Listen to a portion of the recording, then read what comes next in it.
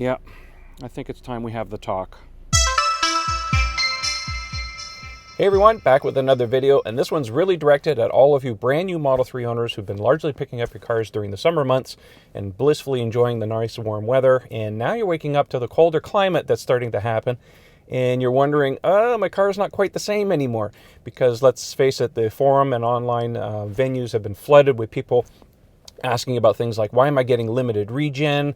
Everybody's panicking. So don't panic. We're going to educate you on what to expect during the colder months because this car is a little different. The first thing you're going to that you need to understand is that when your battery is cold, and actually, overall, this whole video is really about a warm battery is a happy battery. So when your battery is cold, let's say you haven't charged overnight or you charged it too early in the night and you wake up in the morning, you take off, you're going to get something called limited regen. You'll get the warning on your screen. And the other indicator is on the Model 3 on the screen on the left-hand side there underneath your speedometer. You're going to get these little dots on the left-hand side.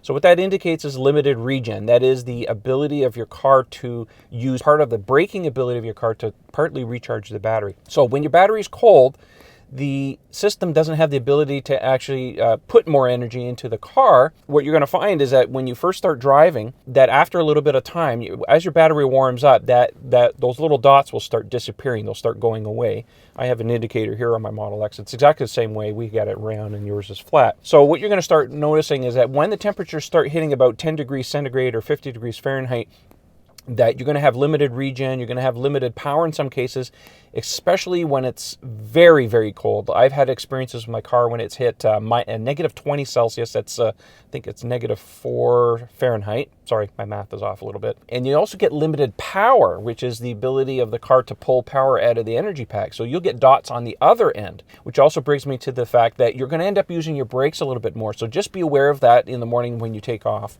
So the next thing you're going to experience is your range is going to be significantly decreased, anywhere from 10 to 30%, depending on how cold it is outside. The reason for this is because you're using a heater to heat the cabin. That energy has to come from somewhere. The battery's also trying to self-heat as well. It's trying to power the electronics, trying to power your seats. The other thing too that you have to be aware of here is that sometimes that range decrease is not always immediately affected or displayed in your trip computer. So when you're going on trips, give yourself a little extra buffer. If you're charging or you're supercharging, wherever your destination is, I've noticed on my trip computer in the colder months that it can be off as much as 5%. Be aware of that when you go on trips to make sure that you don't always trust the trip computers. Give yourself a little extra buffer. Now, there are several things you can do to mitigate some of this range loss. The number one thing is to preheat your car while you're plugged into shore power. Just go on your Tesla app on your phone and turn on the heat in your car, turn it up full blast, and that will do several things. It will start heating up the battery pack. It will heat the cabin. It will also help defrost your windows. And one thing in particular note, of course, is all Teslas have frameless windows. That's, there's no frame around the windows. And what you'll notice in the winter months is that your windows will stick.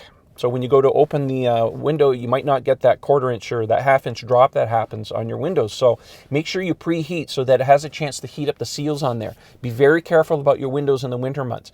One of the things that I do in the winter is I will take some silicone spray in the little cans, whatever, and I'll spray some of the silicone on a rag, and I'll just wipe the seals around the windows, and that helps the glass from sticking to it in the winter months. It's just a little tip, and it's worked quite well. One of the things you can do during the winter months is to change your charging schedule. So if you're like me and you charge from, say, midnight to 6 a.m., you can start charging maybe at 3 a.m. or something like that, because what will happen is that your battery will still be warm in the morning because the act of actually charging the battery actually warms it up. Speaking of heating your car, make sure you use the seat heaters as much as possible. They're way more efficient at heating your body because it's direct contact rather than heating the air mass inside the car. Heating the air mass is extremely inefficient. On my car, because I have a separate cabin heater and a separate battery heater, it can be as much as 12 kilowatts worth of energy.